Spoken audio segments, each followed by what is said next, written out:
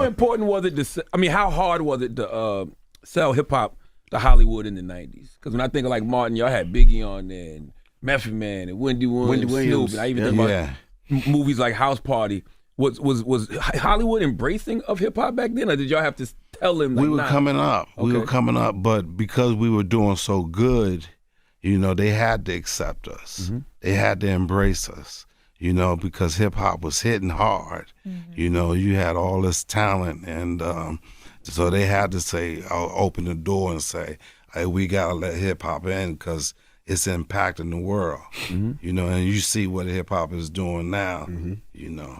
What do you think happened to television? And what I mean by that is, they always talk about the negative images of black people that exist now on TV and in film, but it's like when we came up in the 90s, we didn't have that. We had the Martins and the Cosby shows and the Different Worlds and the Living Singles. Like, what do you think made Hollywood say we're going to stop doing that and start doing reality TV?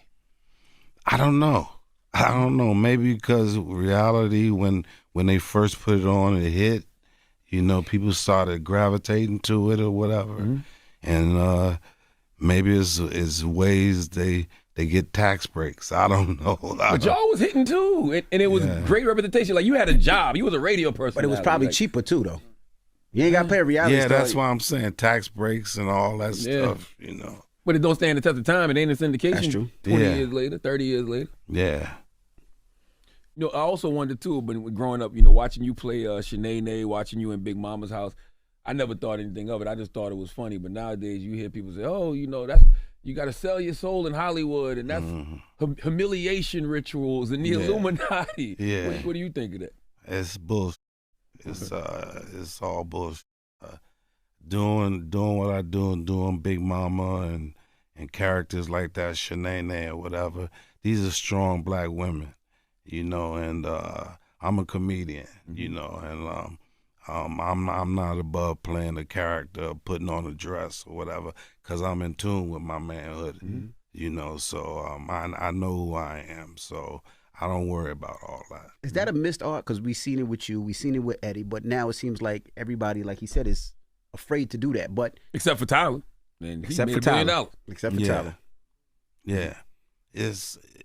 If you're in tune with your manhood, you shouldn't be worrying about it, If you ain't letting nobody get under your dress.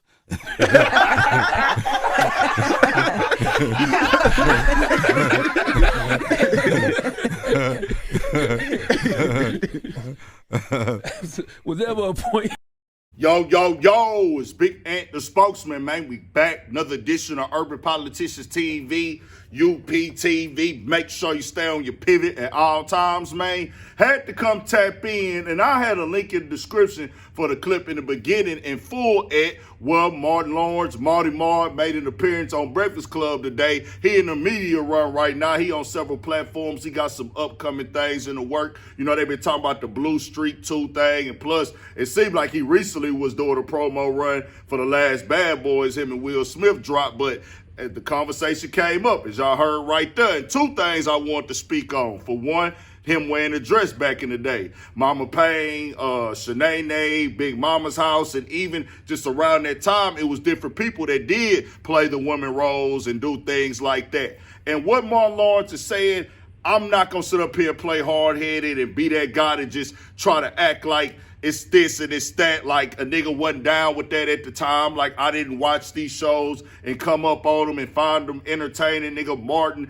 everything he had going on was a part of my childhood, nigga. The Def Comedy Jam, anything going on, Living Color, nigga, watch those things, nigga, when I was coming up as a kid. And it was all fun and entertainment. But we are in a new day and age now, bro. The wearing the dresses, the sex playing, we can see the emasculation agenda in the times that we are in. Now, you can say, well, hey, nigga, it was what it was back then, too. Men wearing the dresses, it was men at that time who wasn't with it as well. They didn't do it, so why did he do it? You know what I'm saying? Woo-to-woo, you could go there. But I will say this, the information and the prevalence of it being a designed agenda, in the eyes of me watching as a whole, what nobody telling us back then, hey, bro, that ain't it. or that ain't how you go. We knew that, hey, niggas ain't supposed to wear dresses, niggas ain't supposed to be acting like females and doing things like that. We knew that, we understood that, but we looked at it as an art form. But now the art has become a way to market the emasculation. We see these agendas in these TV shows. We see the agenda in the media. We see the agenda behind Hollywood. They have these couches, whether Martin wants to admit it or not, where they ask niggas to do sexual favors for them for opportunity. Shit, even one of these niggas who was big nigga, pause, got touched on, got groped, got tampered and played with, and decided to do nothing about it in Hollywood. As I don't even know how that makes any sense. So we not gonna play these games or these stories and these like narratives that just coming out of nowhere or a form of hate.